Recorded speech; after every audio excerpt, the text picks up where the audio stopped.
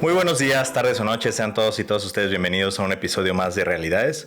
El día de hoy con un tema muy interesante porque creo que hay ciertas realidades y ciertas verdades a lo largo de nuestra existencia. Y el tema de hoy es una de ellas, que es la incomodidad. Pero no lo voy a hablar yo solo, lo voy a hablar justamente con alguien que ustedes ya conocen. Creo que ya ni necesita presentación, pero Rocío, bienvenida. Hola, gracias. ¿Cómo estás? Muy bien, con un poquito de calor, ¿verdad? Ah, sí, incómodo. Yo incómodo por el calor justamente. Pero el tema pues amerita dialogar de ciertas cuestiones bien importantes y creo que es algo que todos, y lo platicamos hace rato, lo vivimos de alguna u otra manera, ¿no? O sea, nadie está exento de estar en un momento de incomodidad, ya sea por una etapa de crisis de vida o ya sea por alguna situación específica de cada una de las personas. Pero, ¿por dónde iniciamos, Rocío? Yo creo que normalizar un poquito, ¿no? O sea, entender que todos pasamos por momentos incómodos, pero además que la incomodidad es parte de vivir. O sea, no podemos ignorar que hay emociones, situaciones y sensaciones que son desagradables. Y dentro de ellas es la incomodidad. Y forman parte del existir humano. E incluso de la naturaleza. O sea, los animales también pasan por procesos de incomodidad. Entonces es algo que, aunque se siente un poquito antinatural por el sentido de decir, esto parece que no encajo, parece que no es lo que quiero, pero esa incomodidad forma parte de un proceso incluso natural. Claro, y muchos procesos de incomodidad nos acostumbramos, ¿no? Yo diría casi hasta un nivel cuántico, porque realmente hasta el ser humano, desde la parte biológica y física, pues nos renovamos cada cierto tiempo, ¿no? Todas las células se renuevan. Si estuviéramos, vamos a imaginar, hiperconscientes de nuestra realidad a nivel celular, quiero pensar que sería un proceso bastante incómodo el sentir esa renovación, ¿no? Pero son situaciones que el cuerpo como tal ya está adaptado a ello. Hay algunas otras en las cuales sometemos a nuestro cuerpo, vamos hablando primero desde esa perspectiva, ¿no? Sometemos a nuestro cuerpo a situaciones incómodas con un objetivo específico. El ejemplo más claro es el ejercicio. Para que tú puedas, por ejemplo, los objetivos de bajar de peso, de aumentar masa muscular, para que tú lo puedas realizar, necesitas pasar por un proceso incómodo de romper las fibras musculares para que puedan crecer, ¿no? Y ahí sí es incómodo, o sea, a veces ni te puedes mover, ¿no? Después de la primera vez que vas al gimnasio, cosas no así. Ir al baño a gusto. Exactamente. Sí. Sí, es muy difícil, pero es un proceso que creo que todos sabemos que debemos de pasar, por lo menos en ese aspecto del gimnasio, del ejercicio, ¿no? Hasta muchos gimnasios tienen ahí la frase de no pain, no gain, si no duele no sirve, ¿no? Porque justamente tiene que ver con el adoptar y adaptar este proceso de incomodidad para un objetivo de crecimiento, que es mucho de lo que probablemente vamos a hablar el día de hoy, ¿no? Claro, justo, o sea, y volviendo un poquito como a esa base de la naturaleza, los cambios de estación, las mismas plantas. Pensemos en una oruga que pasa al capullo y para salir del capullo y convertirse en una mariposa tampoco es como que, ay, qué cómodo. Se ve incomodísimo eso. Entonces, los cambios generan esa situación de incomodidad. No siempre hay cambio, pero esa incomodidad sí lleva hacia un cambio o hacia un crecimiento. Y otro ejemplo que me encanta es la adolescencia. Claro. Es un proceso súper incómodo. Y es un proceso de muchos cambios y de mucho crecimiento, tanto físico como personal, social, identidad, ¿no? Pero incluso cuando uno va creciendo, la incomodidad de decir, hace 3 semanas me queda mi ropa, ya no me queda, ya no me siento cómodo en esto, ya crecí, ya estoy más alto, ya estoy más flaco, más gordo, más, no sé, ¿no? O a veces se puede ver al adolescente como, ay, se ve deforme, tiene la nariz más grande o tiene los brazos cortitos. Sí se ven a veces deformes. Nos vemos porque todos pasamos por eso. Todos pasamos por eso, ajá. Entonces la adolescencia es el proceso natural del desarrollo como ser, como un humano, más incómodo que por el que podríamos pasar, pero que tenemos que transitar para incluso desarrollarnos como seres vivos, ¿no? Entonces, entender esa base que la incomodidad es parte del proceso natural del ser humano y de ahí ya podemos migrar, creo yo, un poquito a lo que es la experiencia que genera la incomodidad o qué experiencias más bien generan la incomodidad ya a nivel más personal que humano, ¿no? Claro que aquí en el tema de la incomodidad a nivel personal, pues la experiencia de cada quien es totalmente diferente, ¿no? Habrá quien esté mucho más acostumbrado, va a sonar extraño, pero mucho más acostumbrado a procesos de incomodidad, y habrá quienes definitivamente no lo estén. Entonces cualquier cambio, por sutil que sea, puede generar una situación más que incómoda, hasta violenta, grotesca, complicada para la persona, ¿no? Entonces, dentro de la parte emocional, es cierto, lo de la adolescencia creo que es una etapa en todos sentidos, físico, emocional, relacional, social, de identidad, en un montón de cosas, ¿no? Es un proceso muy definitorio para una persona. Después de eso, fuera de eso, ¿cuáles considerarías tú, así que te vengan a la mente, tú que hayas vivido o que conozcas, que son de esos procesos que tal vez, no me gustaría generalizarlos, pero que tal vez la mayoría de las personas pudiéramos llegar a pasar de incomodidad? Bueno, creo que el más reciente es ser un adulto joven. Es migrar de ser estudiante en SAT.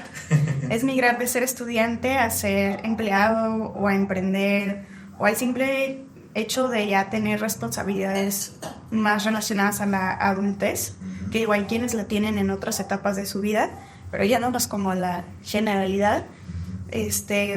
Para mí es un proceso incómodo porque implica salir de la zona de confort.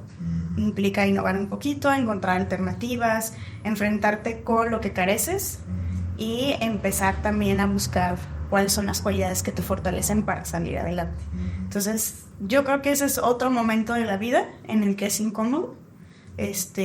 Cuando migras de por ejemplo, de ser estudiante, te gradúas de la licenciatura y te enfrentas al mundo y a la responsabilidad de irse a la vida. Creo que otro proceso incómodo puede ser la maternidad, si bien yo no la he vivido, con las experiencias que me han compartido, sí también implica muchos cambios y mucha incomodidad física, pero también de identidad. Entonces, creo que esos son algunos ejemplos. Sí, que la maternidad es un tema en sí muy importante, pero es cierto, creo que este proceso que decías, ¿no? De la vida adulta, y justo ahí diferenciamos cuando una persona transita de la comodidad a la incomodidad y está en ese proceso y devenir constante de cómodo, incómodo, y cuando no, porque, por ejemplo, yo conozco ciertas personas, ¿no? Que salen de la carrera y se van a estudiar directamente algo, o sea, no trabajan, se van a estudiar directamente algo, y luego estudian otra cosa, y luego estudian otra cosa, y ya se les fueron 40, están en sus 40 años, casi 50, y solamente han estudiado, o sea, no han ejercido, por ejemplo, en su profesión, ¿no? Y es una situación cómoda, de cierta manera, ¿no?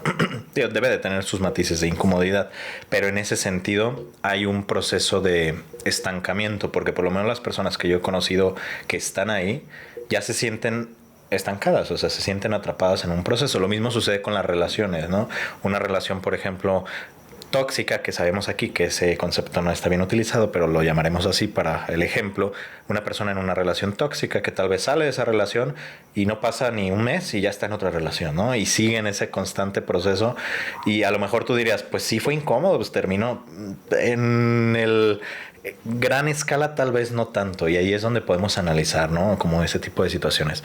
Pero tengo una pregunta importante. Creo que todos estamos más familiarizados con este concepto que con muchos otros que hemos tocado, que es la incomodidad, ¿no? Pero lo que nos atañe aquí es ¿qué sí está bien o que no está bien utilizar para poder transitar por estos periodos de incomodidad? ¿Cuál es la perspectiva que deberíamos de tomar? ¿Cuál es la visión que deberíamos de tener respecto a esto? Si estamos en una situación incómoda o si vamos para una situación incómoda. Pues yo utilicé el término como con mucha filosofía, con una perspectiva estoica, y más coloquialmente, pues hay que apechugar. O sea, hay que primero, como empezamos, normalizar, o sea, no verlo como algo ajeno, porque entre más alimentamos la idea de que la incomodidad es ajena, menos nos vamos a enfrentar a ella.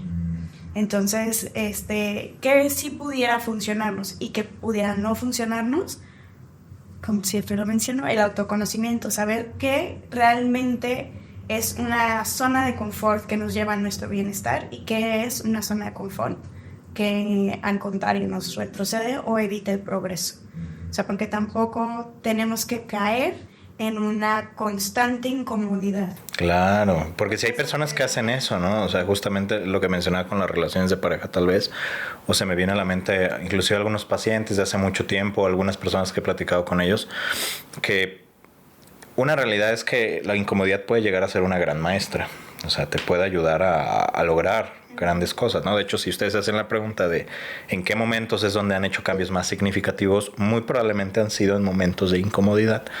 Sin embargo, pudiéramos decir que hasta nos puede generar cierta adicción, ¿no?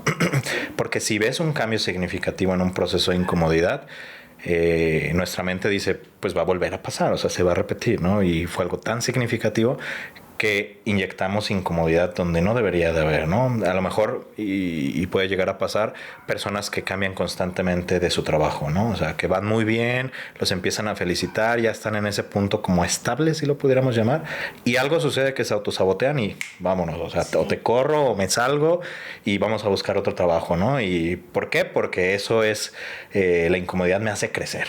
Sí, o a veces puede no ser el autosabotaje, sino el miedo a lo estable, el miedo a la zona de confort, que puede ser sana.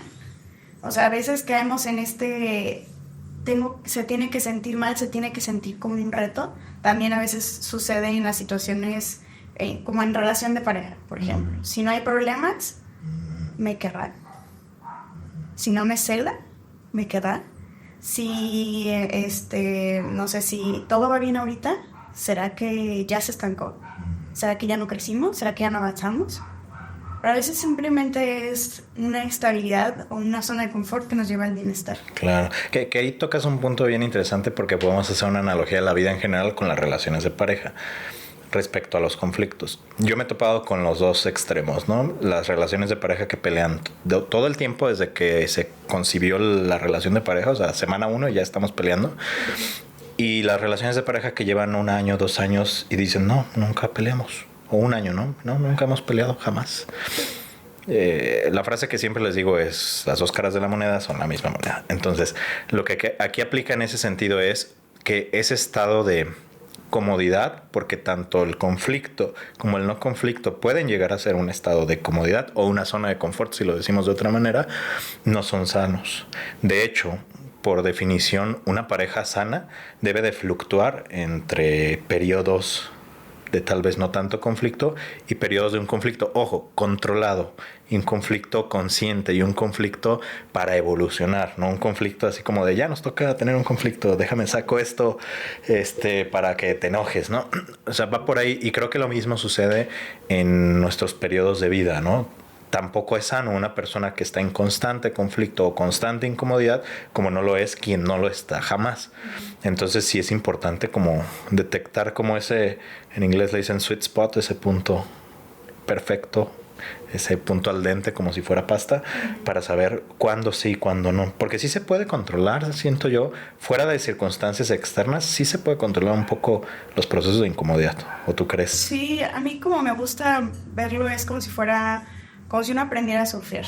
Habrá olas más grandes, olas más chicas. Habrá momentos en los que no necesites subir a la tabla y estás esperando la ola, pero estás disfrutando la espera. Y habrá momentos en los que tengas que, pues, correr, agarrar la ola y surfearla, ¿no?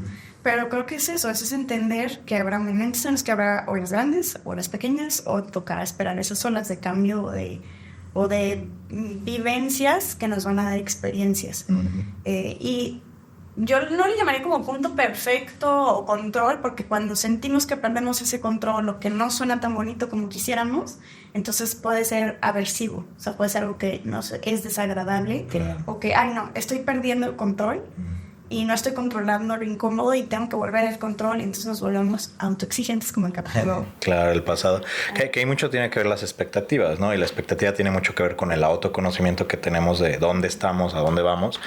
Pero sí es importante como la inyección de crisis, y quiero llegar a un punto con esto, porque recordemos, por ejemplo, que creo que se llama kanji japonés, de la palabra crisis, está compuesta por 2 subpalabras, creo que se dice en japonés weiji, que es peligro, y oportunidad, ¿no?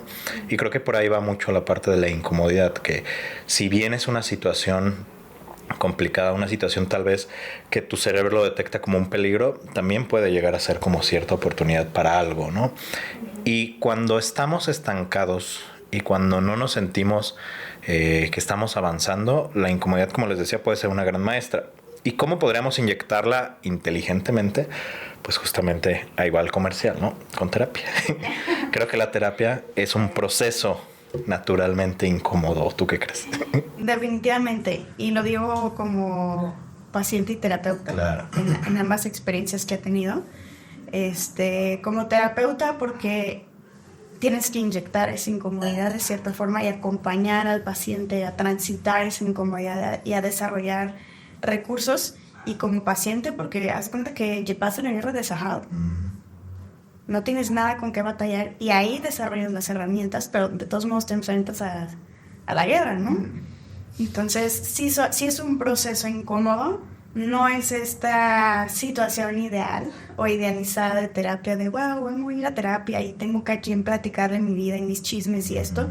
Sí tienes una muy buena relación con tu terapeuta, eso es lo que se recomienda y es lo ideal, pero habrá momentos en los que no sea tan placentero, que al contrario va a generar esas emociones desagradables o va a haber momentos de incomodidad o de enfrentarnos con lo que duele, sobre todo, que le quita lo bonito.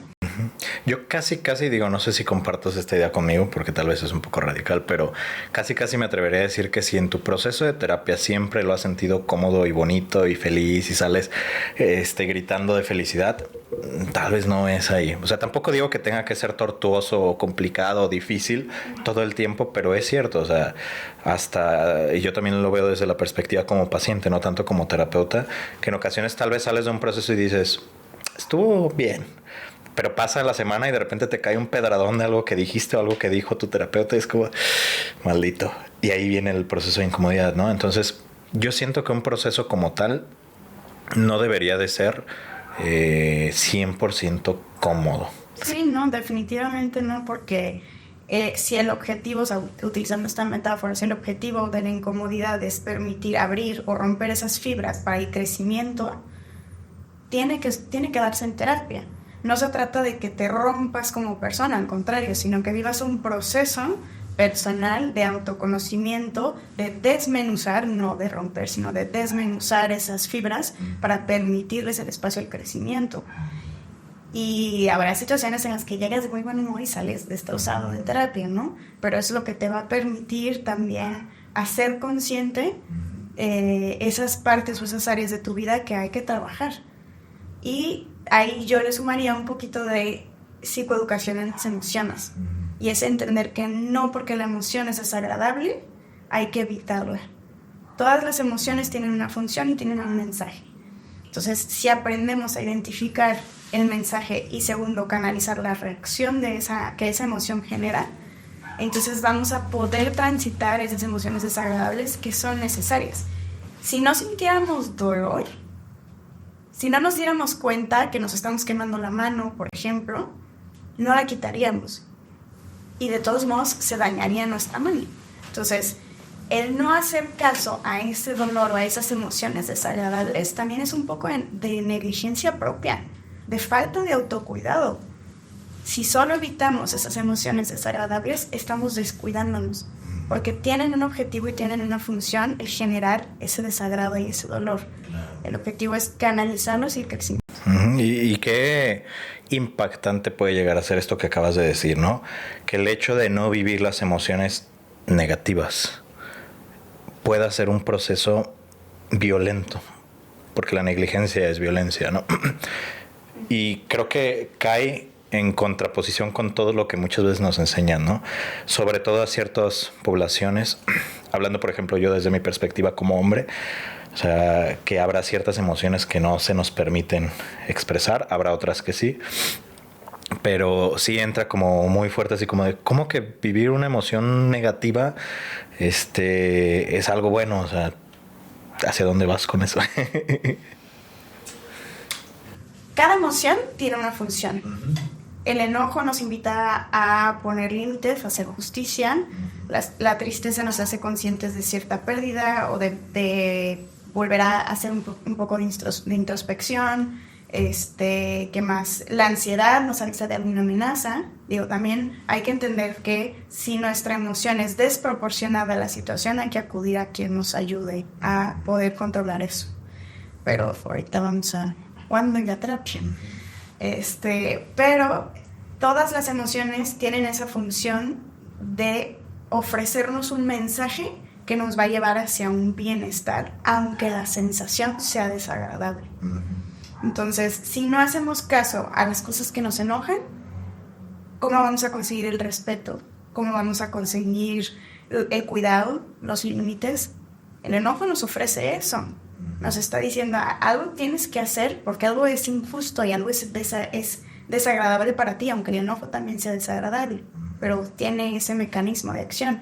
La ansiedad te está diciendo, corre, haz algo, no estás seguro, no estás protegido. Por ejemplo, si sientes ansiedad cuando estás con una persona y esa persona constantemente te genera episodios de ansiedad, ¿qué tipo de relación tienes con esa persona que genera esa emoción? El problema no eres tú por sentir la ansiedad, sino tienes que identificar qué de la situación genera esa emoción, cuál es el mensaje de fondo, y entonces canalizarlo y reaccionar de forma que te lleve a conductas más funcionales. Claro que no es lo mismo, y ahorita que te escuchaba solamente para clarificar, no es lo mismo como escuchar tus emociones, creo que es la palabra, que escuchar tu intuición. Creo que es diferente porque existe un sesgo a la hora de creer que nuestra mente o nuestra intuición, si lo podemos decir así, siempre tiene la razón, cuando genuinamente no es así. Y versus la parte de la identificación emocional con el autoconocimiento, que ahí sí te puedes acercar un poquito a leer tu propia mente, ¿no? Pero hay que tener cuidado en esa diferenciación, porque en ocasiones yo veo personas que tal vez van a un proceso, no quiero decir de qué tipo, pero procesos no psicológicos, y los enseñan a manejar sus emociones, pero es más como de lo que sienten en el estómago, eso es porque mi mente y mi cuerpo es sabio, ¿no? En ese sentido. Pero me lo pide, lo necesito. Exactamente, pero en muchas ocasiones existe ese sesgo. Y les quiero poner un pequeño ejercicio aquí para que vean qué sucede con eso, ¿no? Te lo voy a mostrar a ti, tal vez ya lo has visto, pero se los voy a poner a ustedes para que lo vean. Hay dos círculos, grupos de círculos, ¿no? Si yo te preguntara, digo, a lo mejor tú ya lo viste, pero si yo te preguntara, ve los círculos del medio, ¿cuál es más grande, el de la izquierda o el de la derecha? Así, de manera rápida. Pues parece ser más grande el de la derecha. Claro, parece ser más grande el de la derecha, y probablemente todos los demás también alcanzaron a identificar eso, ¿no? Esto se da por el punto de referencia desde el cual estamos visualizando eso, pero esto nos devela una situación a nivel cognitivo, que es que no siempre nuestro cerebro nos está diciendo la realidad. Hay muchas cosas que alteran la cognición y alteran la percepción que tenemos de ciertas situaciones, y hay que tener mucho cuidado para no equivocarnos respecto a eso. O sea, creo que lo que tú estás diciendo es el camino a seguir, ¿no? Sí, y qué bueno que lo mencionas y lo comparas un poquito con las alternativas que a veces se ofrecen. Realmente hay un sesgo en el procesamiento de la información que es natural en el cerebro humano. Por lo tanto, no nos podemos fiar de todo lo que sentimos, creemos y pensamos. No significa que no habrá algo de lo que podamos sostenernos, pero más bien es la invitación a cuestionar todo lo que interpretamos para ver si eso que interpretamos está cercano a la verdad o no, o simplemente estamos tomando como verdadero aquello que pensamos, porque al final la emoción no es en sí falsa, es la interpretación de la situación, claro, lo que va a generar emociones que probablemente no sean las más sanas. Entonces ahí, por eso me gusta mucho la frase de no creas todo lo que piensas, porque no significa que porque lo pensaste, lo sentiste, es verdad. Entonces invitar esta autorreflexión de decir qué tan cierto es aquello que estoy pensando, qué evidencia tengo a favor, qué evidencia tengo en contra, y entonces de ahí generar una respuesta con la reflexión que hiciste, una respuesta mucho más acertada y funcional. Claro. Oye, me gustaría que ya fuéramos un poquito para el final, sobre todo con algo que mencionabas respecto a cuando la emoción puede llegar a ser desproporcionada, que es tal vez una de las razones por las cuales deberíamos asistir a un proceso terapéutico, pero me gustaría que nos fuéramos por ahí, o si quieres agregar algo más para agregar. No, por ahí. Ok, dale pues. Ok, ¿cuándo es desproporcionado? Va un poquito con lo que sugiero ahorita. Es entender qué es una situación, cuáles son los hechos, cuál es la interpretación que yo hago de esos hechos, o sea, mis pensamientos, y qué emociones se generan a raíz de esos pensamientos que interpretan la situación. Entonces, un ejercicio muy práctico que cualquiera puede llevarse a casa, que cualquiera puede traer como recordatorio mental, y entrenarse un poquito a hacer el hábito de cuestionarse de esta forma sus pensamientos, es ¿qué fue lo que pasó? ¿Cuál es el hecho? ¿Qué me generó en mis pensamientos? ¿Y qué de eso es tan cierto? ¿Qué evidencia tengo a favor? ¿Qué evidencia tengo en contra? De ahí ver qué emoción me generó, generar una respuesta alternativa, ya una vez cuestionando el pensamiento de base. Y si nos damos cuenta y decimos, por ejemplo, es que no era tan grande como creí. Es que la cara que me hicieron no fue porque me la hicieron a mí, sino porque estaba comiendo una gomita ácida. En vez de, o sea, no me estaban haciendo una cara fea, estaba comiendo algo que le generó ese gesto, ¿no? Entonces ahí ya te das cuenta, bueno, no es tan grande como lo imaginé. O hice menos esta situación y yo me hubiera gustado reaccionar de esta otra forma. Entonces cuando logramos ver ese balance o ese equilibrio, perfecto. Pero si encontramos que fue más leña la que le metimos al fuego o pusimos mucho de nuestra cuchara, yo ahí sí recomiendo acercarte a un profesional, acudir a terapia para poder afinar esa habilidad de poder cuestionar tus cogniciones y por lo tanto generar mejores o emociones mucho más funcionales. Entonces cuando nos damos cuenta, ya hicimos este análisis, ya nos cuestionamos si aquello que pensamos o sentimos va acorde a la situación o no. Si nos damos cuenta que nos cuesta trabajo hacer ese análisis o esa reflexión, si nos damos cuenta que le metemos leña al fuego o nos cuesta trabajo encontrar realmente una respuesta alternativa o controlar o regular la emoción, en ese momento vamos buscando un poquito de ayuda. Ok, buenísimo. Entrar a este proceso incómodo que es la psicoterapia. Sí, prepárense. Claro. Perfecto. Rocío, pues muchísimas gracias. Creo que aquí podemos cerrar un poquito el tema. Ojalá que grabemos más, que ya tenemos por ahí planteados algunos temas que sé que van a ser de su interés. ¿Dónde te pueden encontrar?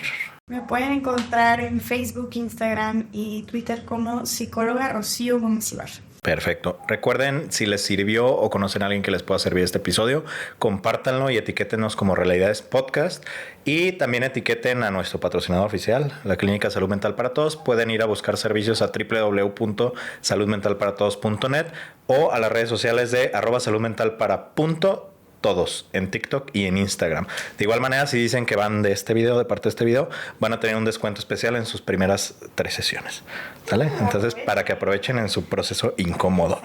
Digan que quieren un proceso incómodo y ya con eso les van a dar un descuento para que valga la pena. Perfecto, pues muchísimas gracias, Rocío. De verdad, un placer como siempre. Y te esperamos aquí en una próxima ocasión. Gracias a ustedes que nos escucharon y nos vemos la próxima. Hasta luego.